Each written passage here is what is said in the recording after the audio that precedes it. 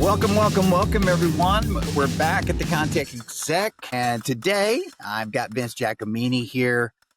This will be a first for everybody because I normally don't get very many people from the investor side of the world as part of the program. So I'm glad to have you as a guest today, Vince. How are you doing?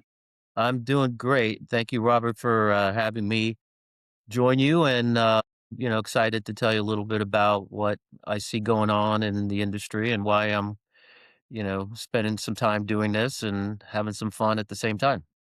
Well, that's good. Well, speaking of that, and what you see going on in the industry, it all starts off with a little bit of history, and I kind of want to know, like, how you got to be here on the investor side of the world of context. So let's give context a bit of context, I guess. Sure, sure. Well, my history is been in the electronics and semiconductor and wireless communications industry. I took a company that was primarily a hardware business and found that in selling cellular-based hardware connectivity to customers trying to connect machines up over cellular networks, we were able to successfully get them connected with the hardware we were selling, but there was no platform or no knowledge from the carriers at the time how to service the industry. So we kind of formed a little group of some tech folks that I'd known throughout the valley here, Silicon Valley, from Cisco and Intel, and kind of whiteboarded out how we can potentially build a platform to connect to the networks, not really have the networks involved at all. Just we're just using your network. We're tying into your data centers with our platform, and you just sit back and collect revenue as we add users, right? So we took a couple of years, 3 years, about $3 million of investment to get that platform built.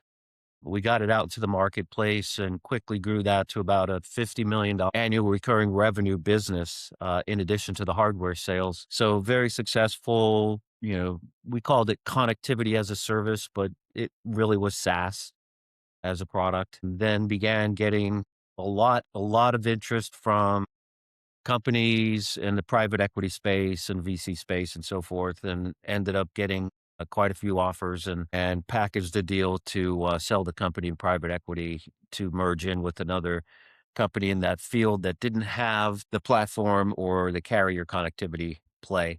So it was a good marriage at the end of the day in the acquisition. And since that time, having some, capital to kind of look at where I might want to go next and what might be fun. I have a little bit of background in the construction industry. My father was a union sheet metal worker, and then started his own contracting business, which of course I worked at every moment that I wasn't studying or at school, throughout my grade school, high school, and college process. So learned a little bit about the industry and was intrigued enough to where one of my prior contacts at Verizon hooked me up with a couple of guys looking at building solutions for the construction industry, software solutions for the construction industry. So construction technology. So I said, "Hey, I know a few people in the industry. Let's go out and talk to them. Let's go out and talk to general contractors. Let's go out and talk to subs. Let's go out and talk to, major builders out here in the Bay Area and kind of see where there are gaps in how they run their business and what software solutions might be able to make them more efficient, right? Which is what it's all about today, right? We just, and and what's a little different today is we have this little thing called AI that I didn't have 15 years ago, right? And so, it changes the game quite a bit. I often say, what it took me 3 years and $3 million to build, I can now do in 3 months for $300,000, right? So, order of magnitude in what you can do from a technology development standpoint today.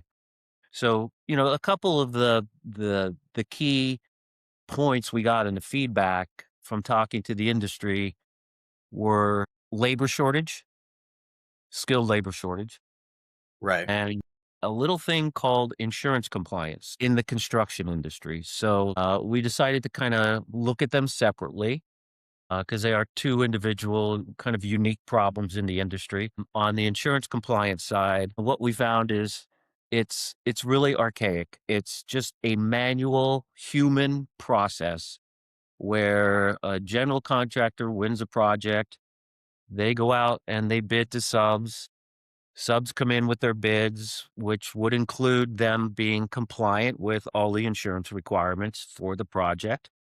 And of course, every project, depending on where it is in the country, what the scope of it is, has different insurance compliance, right? But we found that there was no platform that pretty much allowed the interoperability of the general contractor, the subcontractor, and an insurance broker. Those three parties were completely disconnected. Any interaction between them or among them was literally just mail, email, text, whatever form, phone calls, right, of Mhm. communication. There was no closed loop. Everything was just back and forth. The general contractors literally were just staffing human resource to read through certificates of compliance and endorsements and try to match up and marry what the requirements were, and where they fell short and what they needed to go do. Go back to an insurance broker and you need to get these additional endorsements or, larger, liability policies or whatever it may be. And so we decided, what if we could build a platform that could link all three of those groups together, the general contractor, the subcontractors, and insurance brokers, and give them a completely interoperable, interactive platform to be able to solve this problem and eliminate a good portion, if not all, of the human intervention. And so we came up with the name and the concept for a company called Forsured, and that is our venture in insurance compliance. So Robert and I met at E&R Future Tech in San Francisco, the construction technology show, and we launched the product there. Got great feedback, and we're about to bring it out to the industry now. So we have a consortium of brokers that are testing the product. We have a consortium of GCs and subs that are also bringing the product on, and we're pretty much ready to go to market. So that's the first venture. Robert, I don't know if you have any questions on that or Yeah, comments. well, I mean, it's quite obvious that I have been through that process, right? As a general contractor, I've been through the process of making sure all my subs had all right insurance, all the right compliance, and it has been just absolutely manual, right? Because you first of all, it was normally the channel wasn't reaching out to the insurance provider. A lot of times it was reaching back to the sub saying, "Hey, by the way, you're short on this and this. You need to go get a new deck page or you need to update your stuff so that we're in compliance." And so then that was again, it's this method. I'm going to go this way to go this way to go back this way, and then you find out if we could have just gone from here to here initially, it would have been great. Yeah. Yeah, and, I mean, like any industry, there are good citizens and not so good citizens, right? So you get a lot of GCs, especially smaller guys who, don't really know too much about the insurance requirement portion of the business. And they find a broker and they go out and they get the least expensive, general liability policy they can get. They get some auto and then, as they grow their business and they start taking on bigger jobs with more requirements or harder requirements, they just get overwhelmed and they don't know where to go. They don't know how to solve it. So this really kind of puts them in the loop with, experienced brokers in that business. So obviously if a GC doesn't have an experienced broker, our platform hooks them up, right, with an experienced broker. So we feel like we can probably eliminate 85 to 90% of the human interaction on the process, and having a platform that is content intelligent that could refer back to all of the documents that we've stored for a particular sub, all of their policies, all their COIs, all their endorsements and everything. We can make more efficient the entire process. The problems come in, Robert, when The GC says, okay, we like sub A, sub B, sub C. And we get their bids in. And then all of a sudden we start looking at the insurance and we go, you're not compliant. And oh, well, we didn't build that into the bid. So now we got to go back and add more to the bid. And that process just doesn't go over well, right? Because the GC's taking all the subs bids and they're rolling it up and they're relying on these bids to kind of make their business work. Right. And It's then a different part of scope creep, right? it, Just a it is. different part It is. of how the scope gets so much bigger because we missed this or we missed that. Yes, exactly. And then there's the process of once we get into it, even if we get compliant as you're going through, your policy expires, right? Every one of these policies has a timestamp on it, and you're not finished with the job. So obviously, we're alerting. The platform will be intelligent enough to monitor all of these timestamps, and tell the brokers and tell the GCs and the subs, hey, look, your policy is expiring. You need to renew. Otherwise, you're going to be out of compliance while the project's still underway, right? So eliminates, those problems from headaches. And at the end of the day, it's efficiency, it's risk mitigation, right? Because at the end of the day, everything's great until there's a problem, right? Until somebody files a claim or until, right, there's an issue, everything's fine. Right. And, what happens is, the GCs end up taking that on their shoulders. I mean, they're ultimately liable if the sub's not covered. Right. So, as GCs get into this, I mean, there are those that spend a lot of time and effort to make sure that all of their subs are in compliance, and those that kind of sweep a little bit, under the rug and hope for the best. And the idea is, we want to eliminate that, and we want to be able to make it more efficient so that, when you accept a bid from a sub, that you've got their compliance covered, right? And we don't have to go back and kind of figure it out after the fact and the project's underway and everything else. And it's also a good thing to have too, because you can kind of look across the board on historical pattern, and you can see, well, what has this cost in the past? And you can start to see those trends as well. Yeah. You can really kind of get into the weeds with somebody on, you know, how does that data then affect the outcome of this bid and this job that you're putting in, those types of things, because there's a lot of times that that very thing could be the make or break between getting that bid or not because of what somebody's paying for said insurance, Yeah. right? Yeah. Some guys are just paying outrageous rates. Some guys are not. It's just so. Again, I love the idea of it because one of the things that I always hated about being a being in a general contracting position was the fact that dealing with insurance and doing all that kind of stuff didn't feel like the business of building. It felt like the business of office work, and Yes. I didn't It, really like it. it's that work that no one likes to do, right? It's that Yeah, homework that, well, I really don't. It's not my business. It's not what I do, and it's not critical to my it, business. It's a necessary evil, right? yeah. Yeah. Well, and it's not a core competency either. I mean, it's Yeah. and like you Yeah. said, going through these documents, going through these documents, they're complex. It's legalese. I mean, you know, you really got to find somebody, and that's another issue. You got to find somebody that wants to do that and can do that kind of thing. Even just for even the smallest groups need to find somebody that actually understands this stuff because that's how they get in trouble. That's right. That's right. Yeah. So we're pretty excited about it. We're rolling out now, and so again, I appreciate you letting me talk a little bit about it, and hopefully spread the word that hey, we're out there and we're coming, and we believe we have a really really solid solution to make your life a lot easier. Yeah, well, I'm sure there'll be plenty of people out there, folks like myself, who have been in the business or are in the business, that would definitely entertain looking at the product and seeing if it fits them. And I don't doubt that it wouldn't. But let's get to that next thing that we were talking about. You and I, chatted a little bit at ENR, and we've chatted before about a few things. Yeah.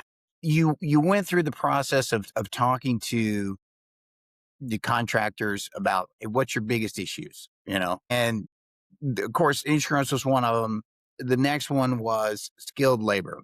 Now, this is a tougher thing to crack right here, right? You can't just invent skilled labor, and technology hasn't quite got a hold of, the robots, I'm sure, are coming at some point, but skilled Yeah, labor is a huge yeah, problem. So kind of tell yes. me what your discovery was on that. What were they saying to you about their skilled labor? Just, hey, we're just short labor and we can't figure out what to do about it. Yeah, and I think it's, since the original inception of skilled labor, now it's also, project managers and, supervisors and but we felt, look, I mean, you can browse all the industry papers and all the industry information, and, right now we're probably sitting at somewhere between a shortage of 4 to 500,000 skilled labor, jobs out there, and where are these people and how do we fill them, right? And then, we could go on to other verticals like manufacturing, which is, a similar problem. And, at the end of the day, there's a labor pool out there today, but it's going to turn over, right? I mean, I mean, it, you know, these guys are going to retire, right? I Yeah. mean, Well, I'm part of that turnover, man. I yeah. mean, I'm part of it. So, Like, you know, I'm a journeyman carpenter, and I can't, I I retired a long time ago. yeah. Where are we finding the fresh blood? I mean, for years, and I went through this in my family history. My father used to take me to work with him. When he was doing big hospital jobs and everything, and his theory was, hey, son, do you want to do this the rest of your life, or do you want to go to college and get an education? And so that was the mindset, 40, 50 years ago. Was no, I don't want to be swinging a hammer and twisting a wrench and whatever. I'm going to go get an education and get a white collar job, and that's what I'm going to do. And now, here we are, what, 40, 50 years later, and we have this skilled labor shortage. We don't see the number of young people entering into the trades. So there's obviously a gap. And now you have this phenomena of what's happening with AI and potentially eating into those kind of lower level clerical jobs that, are going to be eliminated. And now you have, this output of, new college graduates that are going, I can't find a job, or I can't find a job in my field, or literally I can't find a job that's going to pay me anywhere near what I thought I was going to be able to earn after spending, a couple $100,000 on a college education. Well, what we're seeing is all of those trends are leading to the fact that I think younger people are going to start accepting the fact that going into the trades is a viable option, a very viable option for a lot of young people. And it should no longer be looked upon like you couldn't succeed in college or you couldn't make it through college. So you had to go take a job in the trades. And I think that attitude's changing.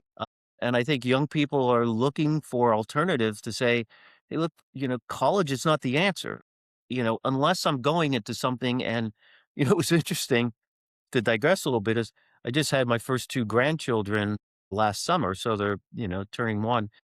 And I'm thinking to myself, what are they going to be studying in 18 years? I have no idea. Right? What curriculum is a university going to put together that these kids are gonna be studying in 18 years or 17 years from now? I I think mean, I it's don't know. interesting. Yeah, it's a very interesting point because I do believe that you're right. This technology that is, you know, I was threatening, but it's definitely disrupting what we think our future is going to look like. And it not just thinking from the university's standpoint, I don't know. about you. I use AI every day and I learn a ton of stuff from it. There is nothing in it that a university may have at this point, you know what I mean? Yeah. That isn't the university is threatened by this just as much as anything else. I mean, even grade school level through high school level, all of that educational system is, I'll say, threatened for disruption by specifically AI. Mhm. And it boggles my mind to think like you were saying is like, what are my grandkids going to do? What are they going to study? What are they going to, you know, what's that going to look like? Yeah. But of course, back to the trades, when you look at it, we have done ourselves a disservice by saying that there is no path to success in the trades. And I'm here to tell you, as one from personal experience, like I grew my businesses right out of the trades. Yeah. Right, everything I ever did came from me being a journeyman carpenter and learning how to build. Mhm. Yeah.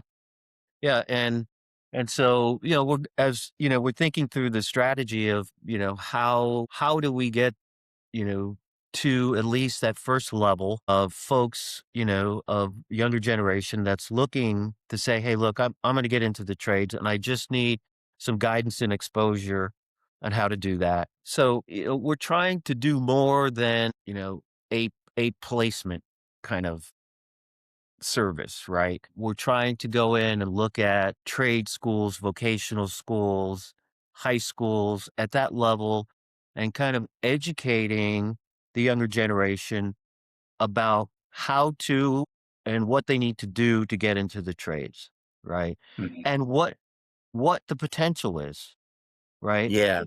I think that was the biggest shortcoming of even colleges. It was like, just go to college and then you'll figure out your career path. Hmm. That's such a short, thought. And it's not it's very vague, it's very open-ended, but yet somehow it became pervasive. Yeah. I think that's the biggest problem with the trades is what does your career path look like with the trades? Well, let's see. You can go into the apprenticeship, whatever you're doing. I don't care if you're a plumber, pipe fitter, if you're an electrician, you go into the apprenticeship. You get a 2 year, 3 year apprenticeship, 4 year apprenticeship, whatever that looks like. And then, but guess what? You get paid while you're doing those things. Part Yes. two, then you become a journeyman level, and there's a certain level that you have to achieve from there to get into maybe master craftsman if you wanted to get into that level. But even you could jump from the journeyman level most likely into some areas of project management, superintendent, those types of things. You Absolutely. can go from there and then maybe jump into a management position more from the office side because now you not only know what they're doing, but you know how they're doing it and how long it takes them to do it. I Yeah. mean, there is a huge career path that can happen if you're willing to say, "Okay, I'm gonna deal with the heat and the dirt and the mess for the first 5 to 8 Yes. years," Yes. and really embrace it. Yeah. Yeah, just a funny anecdote, my first job, 12 years old, my father got me a job with a home builder, and literally and this is June, July, and August in Pennsylvania, where it's very, very humid, as you're probably aware, and my first job was pick and shovel, digging footers for foundation, and, after about 3, 4 weeks, my dad's like, "How's it going?" And I'm like, "Oh my god, I don't know if I could last." Well, The the home builder was a guy who also owned a business doing Venetian blinds, like installing blinds inside of homes. And the one day he came to the job site and I said, "Mr. Widra, I'm really, really good with a hammer, screwdriver, drill, and measuring. And I, at any point you need help in your Venetian blind business, I'm available." And he said, "You know what? I'll give you a try."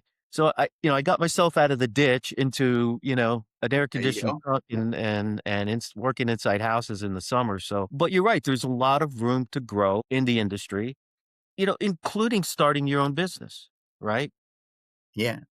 You know, That's yeah, and that's what I mean. It's like people talk about wanting to become entrepreneurs, hmm but yet have no experience. They just say they want to run a business. Well, have you, you know, there is there is a training ground that happens. yeah, A lot of people just don't come out of the womb just being ready to run a business, unless they just love losing money. Yeah, yeah.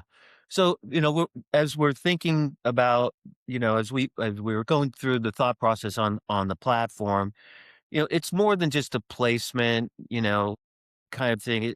We're trying to make it more obviously really, really dialed in on the construction industry, including what certifications you have, giving the ability to post pictures and videos of your work, guiding you through the process of what other avenues and what other things are available for additional certifications and skill level and so forth. And then obviously being a direct connection to the industry. So, the concept is some construction company, GC wins a bid to build a hospital in Cincinnati, and they can put a geofence of, 50 miles around there and say, I need this many plumbers and this, right? And it's going to basically give them a map of here's available, what their skill levels are, what their certifications are. And, really, I think the problem, as I talked to a couple of friends in the industry, even if you're getting potential candidates from placement agencies, you're getting 100 resumes and you're trying to read through them and narrow that down to 5 and then or 10 and then interview these people. And we believe if we can take that process and give you, a really vetted potential candidate for a job that Hmm. again, just like on the insurance side, is going to make your life so much easy. Because as you said, Robert, that's not necessarily my expertise is, reading through resumes and interviewing people. I like to build things, right? And that's my business and that's my core competency. So again, making that process of hiring more efficient and ultimately more successful, finding the right candidates, right, is really what we're trying to do with the business. And we believe, truly, eh, hey, Elon Musk proved me wrong, but for the foreseeable future, y- you know, we're going to have people swinging hammers and twisting wrenches, and we're not going to get robots down to the level where they're building individual family homes or apartment buildings or whatever. At least in our lifetime, I'm thinking, Robert, but, prove me wrong, I guess, but Yeah, I don't know that they're necessarily developing robots for those specific tasks anyway. Again, we don't know how it's all going to fold out. Obviously, people have different visions, but I do look at the trades just from my own experience, my own life experience with the trades. Of I love the idea of having a place where it would have been great if somebody were promoting me in kind of a way. It's kind of like LinkedIn, right? Where I yeah, use LinkedIn a lot as well. People find sure. out about me through LinkedIn. And if they need to look at my resume or need to look at what I've done, it's kind of all right there. And I love that. I love the idea that, hey, this is me. This is what I do. These are my skills. These are my specialties. And it's a great place, to kind of go in. The trades need that. Guys that, get signed up with the company that may be on this platform. Mhm. Again, when I was in the union, it was always like, if you got laid off from a job, like the job was coming to an end and they're like, hey, just go back to the hall and go find you another one. That was just the way that it was. And that was great. And a lot of times these prevailing wage jobs, where we don't have unions and we don't have a hall to go back to, these guys need a space for that, Yeah, right? They yeah, they need that space to say, okay, well, I'll drop my availability back on, whatever the platform is, right? And say, okay, now I'm available in this area. If I want to be able to move, if I'm willing to relocate, there's a lot of guys, a lot of traveling journeymen, you know what I mean, that are absolutely, willing to, and absolutely. Yeah, those and the spaces need to be there too. yeah, and the platform, you know, our go-to-market is really to just enable the kids coming out of high school, vocational trade schools, give it to them for free, get them on there, get their skills posted, get their, idea of where they wanna go, what direction they wanna go, show them what's available for future training and certification to kind of build your resume up and build your qualifications up. And then we're trying to make it such that the platform will grow and will learn as, we're going through the process, and we're trying to make it very, very affordable, in the fact that, we're not going to be those placement agencies that are charging sometimes fairly high 10, 20, 30% of a salary as a placement fee. So, we're gonna do a small flat fee to get it out there. We'll give it free to, the kids coming into the platform or whoever wants to come into the platform at whatever age. And then, ultimately we'll probably offer a small, monthly premium service fee or something like that to the user base. But we really believe that, the industry needs a specific platform, that a general purpose job placement platform, yes, it could serve the industry a little bit, but we want to dive down to make this very, very specific, right? I mean, if you're a mason, it's like, okay, are you a bricklayer? Are you laying cinder blocks, or can you do intricate stonework? Or, you know, it's different than saying I'm a mason and here's what I've done and you list it out. Yeah. So There's the skill platform level. is very elaborate. It'll have all the pull downs for you to kind of elaborate on your skills, elaborate on your certifications, and then obviously we're doing things like, okay, if you're a bricklayer and you're located in Michigan and it's December or January and there's no work, and oh, by the way, we can sub you out. The GC that owns you can sub you out, and you can hang sheetrock for 2 months, right? Until we get the job back up and running. And so, the owner of, or, the employer of that employee can keep them employed, doing different work on seasonal types of projects and things like that. So we're trying to make it as useful for, the folks trying to get into the trades as those that are trying to find them and manage them and make them happy. Right. Yeah. Yeah, that is the biggest, thing about, being in the trades is it's steady work if you can get it, as long as, there's especially in specific areas, but, work does shut down, work does end, buildings end. I've been there before, I've been working on giant stadiums and, the stadium is built and now guess what? It's time to, move on to the next one. Well, what's the next one? We don't really have anything quite yet. Give me a couple of weeks, and then you're kind of going, oh, so that feeling like living paycheck to paycheck does get a little scary sometimes. So yeah, absolutely. Having the ability to say, okay, well, maybe for the interim, if I've got a couple of months here, I can go do this. Okay, Yeah. great. I've Yeah. got the skills. Here it is. I think that's a Yeah. great idea. Yeah. So we're pretty excited about it, and we're engaging with some vocational and trade schools to kind of get this launched. Some with as many as like 5,000 students that will put on the platform for free to start getting them some exposure. And we'll start it. We're going to start in the Northeast, and then kind of pick some strategic areas that we think are the most probably the most demand where the most demand exists. Right. Are you going to work with any of the union halls? Is that going to be an issue or do you think that you could do that? In some ways, it might be cooperation, if you will, if that's a word, right? We're in a little bit of competition, but we're also cooperating because we're trying to get the industry. We're trying to get people in the industry. So Yeah.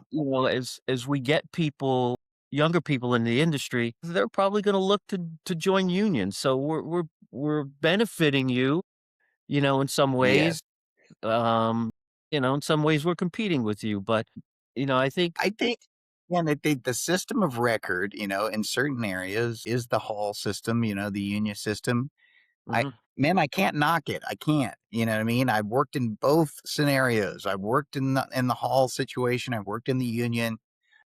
And I can't knock it because I had great benefits. Yes. And I always knew what the rules were. I knew what the contracts stated. Those types of things. They always kept Yeah. me informed. I wasn't left out in the cold. So that was great. And I've also worked on the prevailing wage side of the world as well, where it's, right to work state and there's no unions to be had. And so you go to work. And I get that too. You're kind of your own thing. I feel like those folks are left out on a little bit of an island a little Yeah. bit Yeah.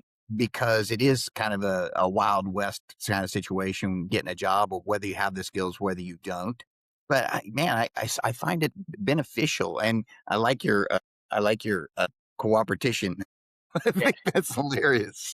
Yeah, but ultimately, industries come together for the greater good, right? I mean, ultimately, it has to, you know, the the participants, the roles they fill in industries ultimately are going to change and evolve, and those that don't evolve die, right? Yeah, yeah, and so I couldn't agree with you more on that. We have got to evolve here a little bit on every front in what I call in the age of AI. It is posing real existential question about, what are we going to do and how are we going to get it done? But I think the most important one that threatens us right now is, how are we going to get it done and get it done quickly because it is moving at a pace that we're going to have to keep up with. It's the biggest thing that has happened, I think. I mean, it is definitely life-changing for everyone, not just certain segments. It's life-changing. This technology is life-changing for everyone. Yeah.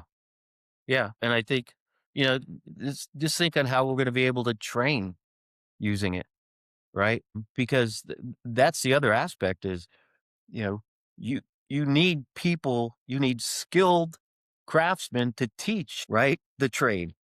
It That's has to right. be taught. And if we can circle AI up around to make that process, at least more available, right? Because the one thing is, you may have a shortage of labor or you may be bringing people in to make them skilled at a trade, but we may not have enough educators and Yeah, trainers, right? that is right. That is right. So so, Well, hopefully we're just AI kind of bridges that gap somewhat, right? And can be used to bridge that gap. Yeah, I heard something the other day that it struck a chord with me. It was whether you agree or disagree with, AI or not, you are going to have to learn it at some level. There's going to have to be some basic interaction with AI, just as you had basic interaction with a cell phone, right? Remember when cell phones first came out or smartphones first came out and you were there looking at them like, I don't know how to use this thing. Just, give me the regular old phone. But and this one is just as pervasive or more pervasive than the phone is, the smartphone is. It's Totally.